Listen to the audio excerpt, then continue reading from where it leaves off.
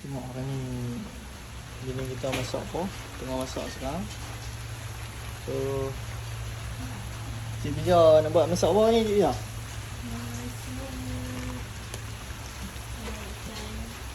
Oh, kan ni kita buat masak sayur ayak ikan dengan sambal.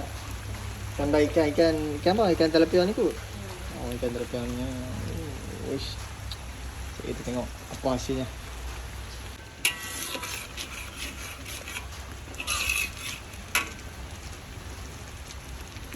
So, kita dah pecah minyak sambal kita. Jadi, kita nak masukkan apa nama ni? Apa? Gula merah. Gula Melaka. Gula Melaka. Separuh potong apa macam mana? Ikutlah sesuka hati. Ikutlah sesuka hati dia kata. Then kita nak masukkan apa nama ni? Cukup rasa sikit. Kita masukkan sikit cukup rasa.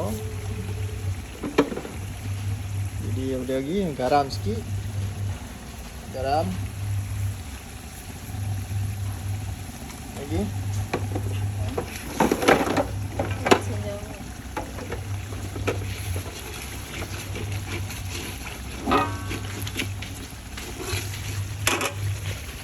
Masukkan garam sikit kita gaulkan hingga sepati. Jadi apa lagi? Next kita masukkan next kita masukkan asam jawa. Asam jawa. Kemudian kita kacau lah. Kacau.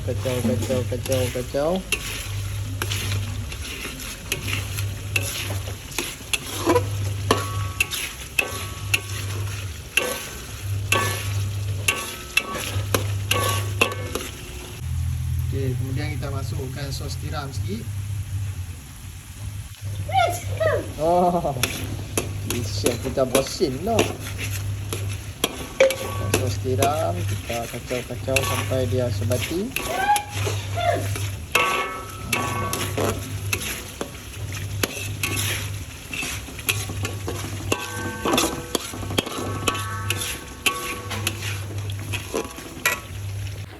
So untuk pengetahuan semua, dulu aku pernah menega makan lah.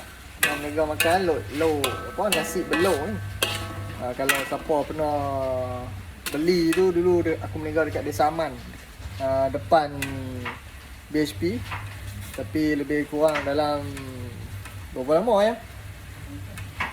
Ada aku 4-5 bulan kot. Lepas tu pasal tak boleh pi lah, slow. Kemudian tukar profession, kembali kepada besi buruk sampailah sekarang alhamdulillah. Jadi takat nak masak-masak satu lauk ni simple lah bagi Cik Pijah. Jadi hampa jangan lupa follow. Okey, sekejap kita tengok apa hasil dah.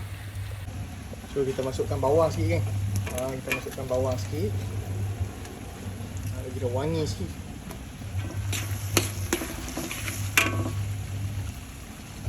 Ini apa dia lagi? Itu je. Dulu waktu menega tu Cik Bija dia masak di rumah, aku pergi handle di kedai. Lepas tu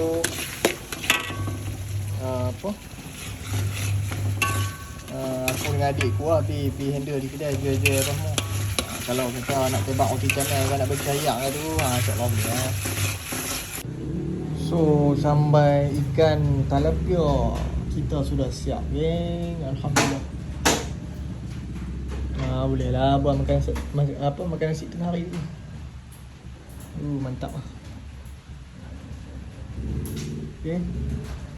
So geng, kita nak tumbuk sambil belecam pula geng. Tumbuk lah kita. Badan rasa tak buat sihat. Tapi tak apa lah, sambil belecam ni saya. Layan saya.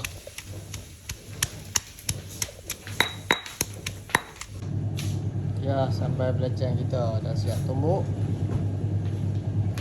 Kita tengok geng. Mantap.